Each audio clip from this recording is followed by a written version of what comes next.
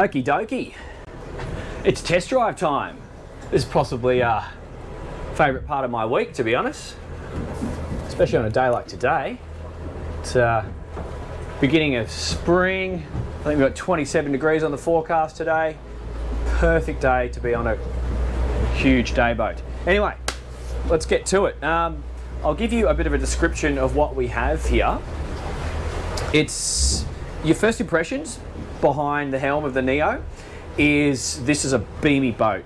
Taking a beam to the max beam of this particular layout all the way to the sides of the boat means it's expansive, and it does affect your driving, the way you drive it and the way you operate it and the way you look around, because there's a lot of boat to look around when compared to, say, your center consoles or smaller bow riders, something that you're probably stepping up from and into this boat. So there is a few things to get used to.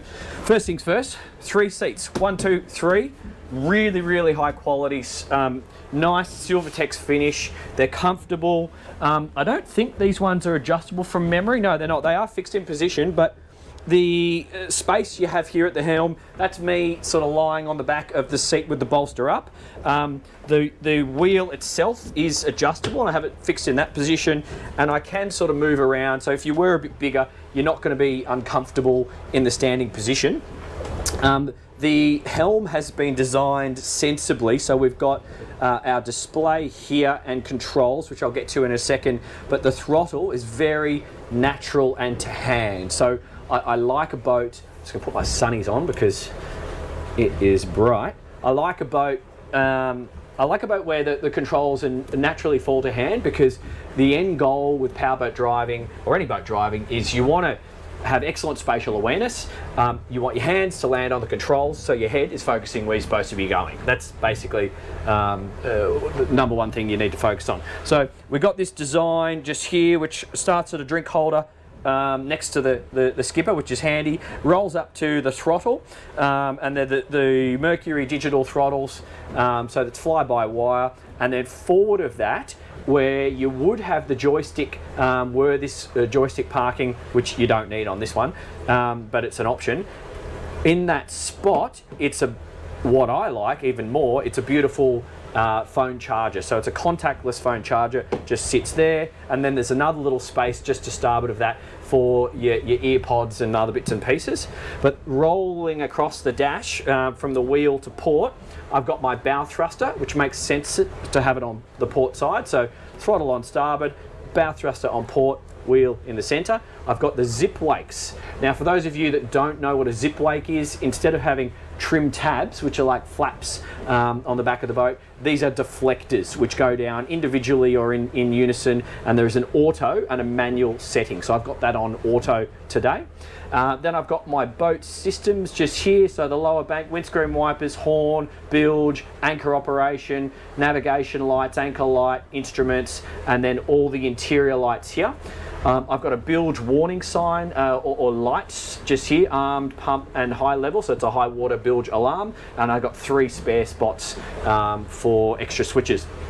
Drink holder, and they've even got nice little lights, so if you were driving at night time with all the main lights dimmed, so you got your night visibility, you're still going to know where to grab your beer. So next thing's the display. Very sexy, very large, and very sensible, because it's on an angle that it's some displays are on an angle that they catch the sun and you can't see the plotter, whereas this one is on an angle that it's always got pretty much always got shade from the roof, and it's never catching those rays coming in. So I've got really good control and visibility on what's happening to my systems at all times, and it doesn't hinder my visibility from a standing or seated position either. I've got the Raymarine Axiom display, 1, 2. These are flat touchscreen systems. I've just got engine diagnostics on starboard and chart on port. And then I have, which is nice to see, I've got all my analog engine controls. So I've got speed, revs. They've got digital displays which you can run through cycle through all the other options. Trim angle, fuel, and fuel just here. Couple opening windows, one here and one here. You do make sure your main bow access is closed before you take off, and I'm actually just going to secure the cushions before I do that.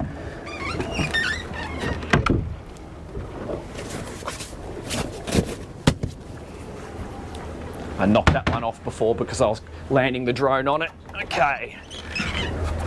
And there you go, secure that tight. In terms of the seated to standing or standing to seated, it's like so. And I'm actually going to drive initially seated, and then I'll transition to standing because it's quite a comfortable setup. There is a footrest. On this particular design, the footrest, it's about 2 inches too short for my little legs. I do have little legs, admittedly. So if you're a tall person, you're going to have heaps of space. If you're a short ass like me, you might just, I can touch it with my tippy toes, but I need to lean a little bit further forward to actually get some sort of bracing action happening just there. Finally, just underneath the throttle just here, we've got the key start. So key start for both Mercury motors and our VHF radio. Alrighty, all clear. Let's get this thing up and moving. So I do have fuel flows, and I'll talk about the fuel flows. Even though this isn't really the sort of boat you stress about your fuel consumption, because this is with the twin 300 naturally aspirated V8 Mercuries. I love these engines. Thank you, Mercury, for making such a great engine. The power to rate ratio on these things is awesome. This was the highest rated horsepower available for the Neo when it came out at the time, and you could quite easily run around on a couple of 200s. This boat was designed to have the option of running it electrically with those Torqeedo outboards, and there is a few running around in, or one at least that I know of, running around in the Mediterranean with those motors, which is cool, but we don't do that in Australia. We still run petrol engines. So got my revs here, I've got my speed and my fuel flow. I'm doing 4 litres an hour at 800, between 800 to yeah, there we go, let's just wind that in, 850 revs, and I'm getting 4.5 knots. And at that speed, we're absolutely not going to offend anyone in a no wash zone, so let's just wind it up a little bit. I've got engine trimmed down and my zip wake on auto, and so I'm just at 1200 revs now, just rolling through 5 knots, and I'm at 6.5 litres an hour. That's per motor, so 6.5 a side. And now I'm getting a steady 5.5 knots there, and still no offensive wash at that speed.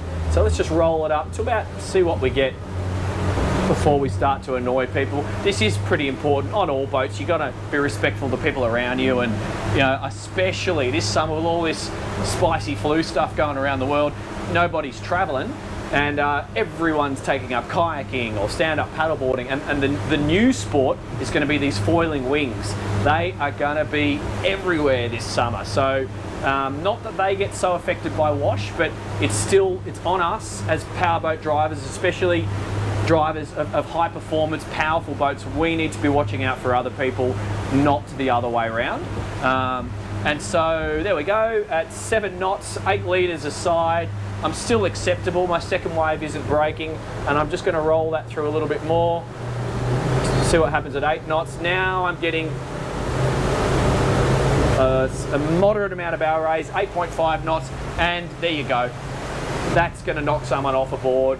So at the 8.5 knots, we've got 13 litres a side consumption. This is where you just commit to it. Get on the plane, get moving. So that's what we shall do. So rolling through 2,300, 2,500, 2,700. I'm just going to get the boat on the plane. Oh, woo! I love my job. Oh, this is great. Okay. So I just gave a little burst up to 4,500 revs there. I've got the engine trim all the way down, and I've backed the power off to 4,000 revs, because very quickly that horsepower really kicked in. I'm cruising at 28.5 knots. 28 to 28.5 knots. This is comfortable. There's no autopilot on the boat. I'm just letting the boat steer itself here. And we do have waves coming in through the heads today, and a little bit of boat wash from time to time because we've just done the drone shoot, a few tugboats and things rolling around. But yeah, this is comfy. So she's a big bow, she's a social bow, and she will come up a little bit, so you may find yourself wanting to stand up, which I haven't at this stage, because if you are hooking it into a turn to starboard, you are going to lose some visibility to port. Fortunately, you're going to be going to starboard, so that's not really the end of the world anyway, but it's just something to note. So I'm just going to weave my way between these two boats here. And we're coming out into the open sea. I feel like I'm going to find some flat water before I test the wide open throttle, because you don't go belting boats through waves at wide open throttle. That's not what people do in a normal situation. You go places. So I'm just going to feel those revs. 4,000. I'm going to take those waves a little bit more on my nose. So she's got that sporty feel, like when you turn the boat, she leans into the corners, so it's quite fun. But depending on what boat you're coming from, you know, it may lean more, it may lean less. Yeah, we got some decent swell today. I'm going to give it a little bit more power. This feels good. I feel safe. I'm going through some rolling swells and some boat chop mixed in with it. The boat's bouncing around a little bit, but I don't have any spray over the bow at this stage. So to give you an idea, we're now sitting on 29 knots. You know, you're going to eat up some miles at 29 knots. We're burning 41 litres a side at 29 knots, and my visibility feels great. So let's give it a couple of turns. So a wide sweeping turn to port, I can see all the way out to here. So I've got visibility behind myself, and then a sweeping turn to starboard, I lose a little bit of visibility to port, but I've got excellent visibility to starboard because that's the bow just coming up there. And now I'm going to do a tight turn. I'm going to do a 180, and now I'm going to transition to standing. So I slide my bum out, bolster up. Okay, let's hook it around. I'm doing this in waves. I got swell coming this way, a little bit of wind, not too much. And so now this tight turn, I do have a blind spot here, but I've got really good visibility through the front windscreen. And if I need to see, I just got to duck down a little bit. So you just got to be a sensible skipper and work out when you're going to do the tight turns and the wide turns. Let's go into our own wash, get a feel for that.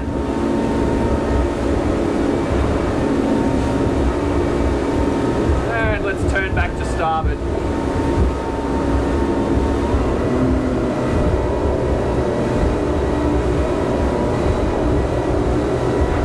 So I've just increased the speed up to 31 knots, 4,500 revs, engine's still fully down. I'm going to give the engines a little bit of a trim up in a second. I'm still coming through some confused waves from two directions, bouncing off the rocks and coming in from a police boat that just went past me. 30 knots, bounce up and down, nice and comfortable, I feel good. Yeah, this feels like a big boat. This does not have the feel of a small, little center console, something 28, 30 feet, which a lot of you are going to be stepping up from into this, which we're now 36 feet. That extra beam just gives it that feel of a 40-footer. It really does. You know, when you're out here on the decks, the cockpit and the bow, it feels like a 43-footer, I reckon, the amount of volume we've got available to us here. Okay, now I'm going to do a little bit of engine trim up, a little bit more. I've still got some waves, 30 knots, 4,300 revs, 45 litres consumption on each side. I'm going to wind it up, a couple more waves. Woohoo! Oh, that's great. Alrighty. Find some flat water over here. My visibility's good, 4,600 revs, 33 knots. I've clear water all around. And let's give it some. Okay, that's wide open throttle, 5,200 revs, 5,300 revs, 39 litres.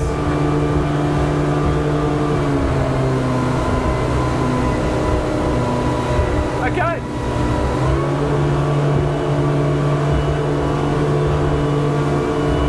"36, 37, 38, 39, 40 knots, no problem." Geez, this thing is quick. She's quick and she's lively at that speed. But I reckon you're only going to wind it up to those sorts of speeds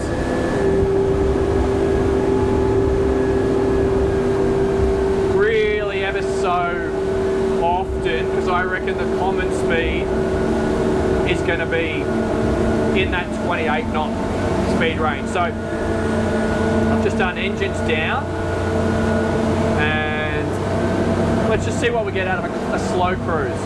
So 17 knots, 18 knots, we're on the plane, 33 litres an hour. That's interesting.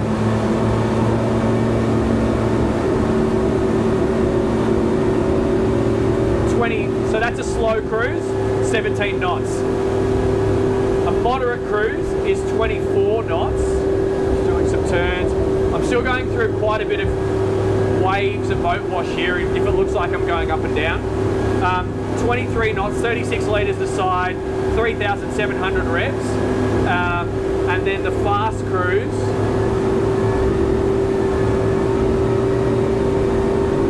it's 4,000 to 4,200 revs is our fast cruise, and our speed return is 28 to 29 knots.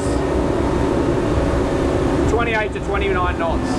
And through this whole experience, doing the tight turns and doing the wide turns, I note that the windscreens, both in the front and on the side, do not have a drop of water on them.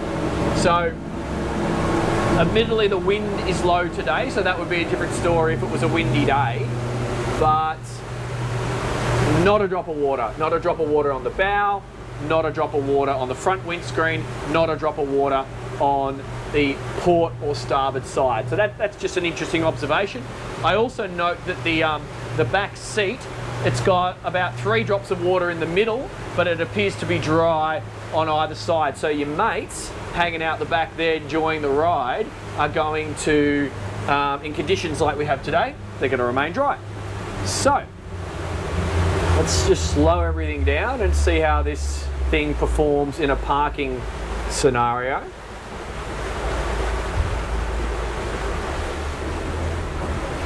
So I often say all the fast stuff is great fun, we love it, and that's what we live for, but if you can't achieve a successful park, anchor or mooring, it's not worth it. So let's see how this boat behaves in a slow speed situation. First things first, you can and you cannot see those engines from a standing position at times, because this back seat, if it's in the full up position, you could just see the top of the motors and see where your engines are pointed. However, you can slide the seat forward, drop the backrest, and then you have complete visibility. So if that's something, just got a few more waves here, if that's something that you're finding you want or need to do in a parking scenario because you just need to see the engines, just drop the backrest. That's all you got to do. So we've got the bow thruster here, activate thruster. I've got some waves coming through from another boat, so I'm just going to sort of move at the moment. But in terms of a one engine in gear and full lock to starboard, she's turning She's turning on her own boat length, so her wrist point's just out here, but I can see my transom, and she really hooks around incredibly easy there, and no problems with visibility whatsoever. If I center the wheels, or the wheel I should say, and do transverse thrust, so port forward, starboard aft, and just see what we can get. So I'm revving it up a little bit just to get the boat moving.